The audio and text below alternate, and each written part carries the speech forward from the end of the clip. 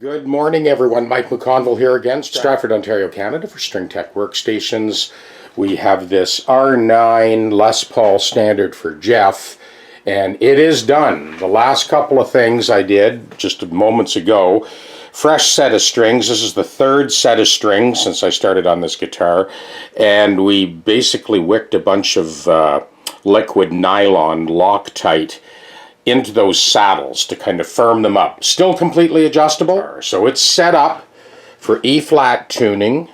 There's our compensated nut. But Jeff's tuning problems are over forever. And anyone who watches my channel knows that the lion's share of guitars that I work on tend to be Gibsons. This is a 63 ES-125. Now, the sculpting in this bridge is really designed for a wound third string.